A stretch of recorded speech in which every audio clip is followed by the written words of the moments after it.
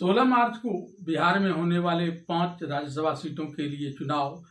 कई मायने में बिहार की राजनीति में उथल पुथल मचाने वाला सिद्ध हो सकता है और यह उथल पुथल एनडीए में भी हो सकता है और विपक्षी महागठबंधन में भी।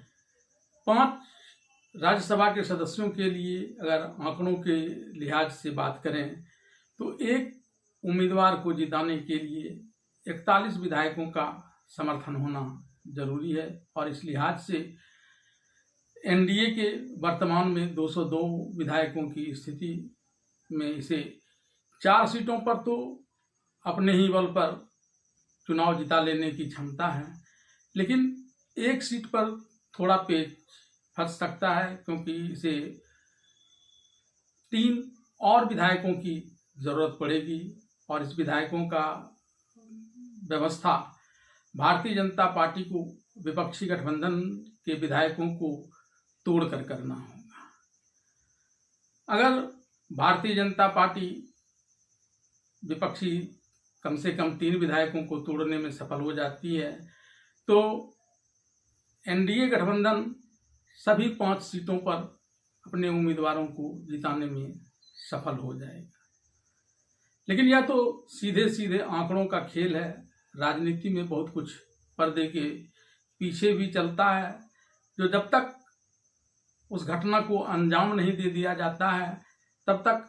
अंदर ही अंदर रहता है। अगर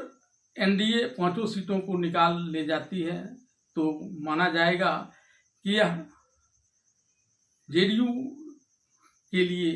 एक आत्मघाती सिद्ध होगा, खास करके अगर नीतीश कुमार भविष्य में बिहार के ही मुख्यमंत्री दोबारा बनने का प्रयास करते हैं तब। और इस लिहाज से देखें तो यहाँ नीतीश कुमार पूरी तरह से सरेंडर नजर करते हुए आ रहे हैं क्योंकि उन्हें अपने पुत्र के भी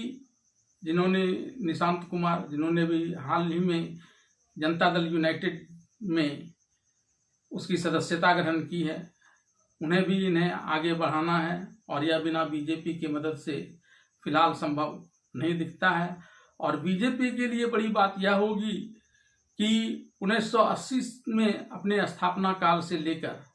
अब तक के लंबे समय अंतराल में कभी इसका अपना मुख्यमंत्री नहीं बना। यद्यपि बीजेपी बिहार की सरकार में कई वर्षों तक शामिल रही, लेकिन यहाँ सबसे बड़ी पार्टी होने के बावजूद नीतीश के तिकड़मों के आगे बीजेपी को झुकना पड़ा था और नीतीश कुमार मुख्यमंत्री बनते रहे थे।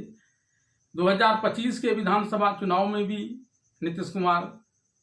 परिणाम आने के बाद मुख्यमंत्री बनने में सफल रहे और बीजेपी के नेताओं को एक बड़ा झटका दे दिया। और अब बीजेपी इस राज्यसभा चुनाव के साथ ही इस झटके से उबरकर नीतीश कुमार को अगर वे थोड़ी भी हिचक दिखाते हैं तो एक बड़ा झटका दे सकते हैं और नीतीश कुमार के लिए यह संभव भी नहीं है। हाँ, नीतीश कुमार के जो अब तक के चरित्र रहे हैं जिसमें वे बार बार पलटी मारे हैं और अनुकूल को प्रतिकूल और प्रतिकूल को अनुकूल करने में सफल रहे हैं, मुख्यमंत्री की कुर्सी हथियाने में। और यहाँ कम से कम निशांत कुमार को कोई बड़ा पद दिलाने में वे सफल हो सकते हैं या फिर विपक्षी गठबंधन की सरकार बनाने की स्थिति उत्पन्न करने के लिए वे राज्यसभा में खुद अपने जो उनके जेडीयू के 85 विधानसभा के सदस्य चुनाव में जीते हैं उनमें से अपनी जीत के लिए आवश्यक 42-43 सीटों के अलावा बाकी विधायकों से आरजेडी के उम्मीदवार में मतदान करवाकर आरजेडी को जिता सकते हैं और उस स्थिति में एनडीए जो माइनस जेडीयू रहेगा वह सिर्फ 3 ही राज्यसभा के सदस्यों को जिताने में सफल होगा। लेकिन यहाँ एक बड़ी बाधा नीतीश कुमार के मार्ग में यह है कि बीजेपी चौथे उम्मीदवार के रूप में आरएलएसएम के नेता उपेंद्र कुशवाहा पर दांव लगा रही है और जिसे नीतीश कुमार का समर्थक भी माना जा रहा है। और अगर नीतीश कुमार एनडीए से छिटक कर महागठबंधन के साथ सरकार बनाने का प्रयास करते हैं तो उनके विधायकों की संख्या देखें तो 85 और 35 यानी 120 का आंकड़ा पहुंचता है। लेकिन फिर भी यह सरकार बनाने के लिए जादुई आंकड़ा 122 से कम ही रहता है। और अगर उपेंद्र कुशवाहा उनको समर्थन दे दें तो वे इसमें कामयाबी हासिल कर सकते हैं।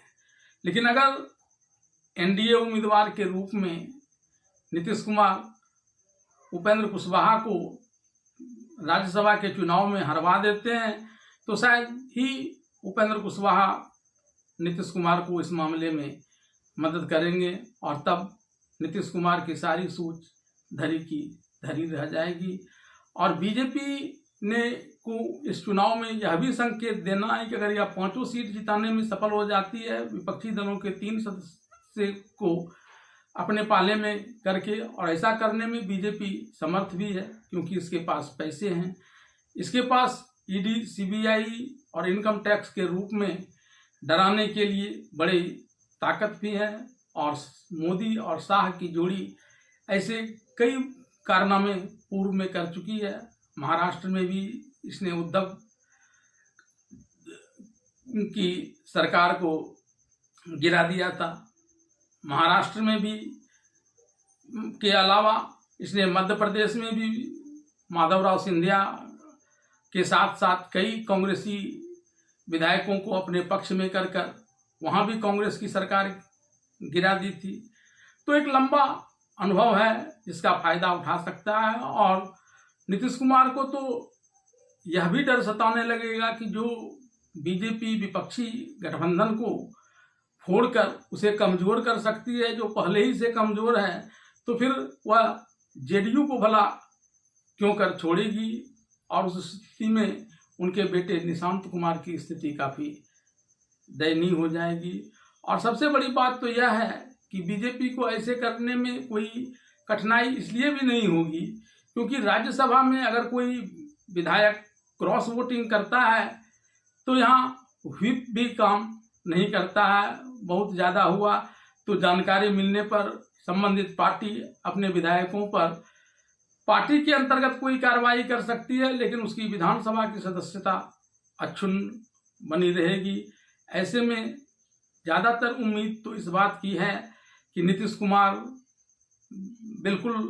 सरेंडर कर देंगे और भारतीय जनता पार्टी के लिए बिहार में अगली सरकार अपने मुख्यमंत्री के रूप में बनाने का रास्ता साफ हो जाएगा। वैसे होगा क्या, यह तो कल राज्यसभा चुनाव के वोटिंग और उसके परिणाम आने के उपरांत ही पता चलेगा।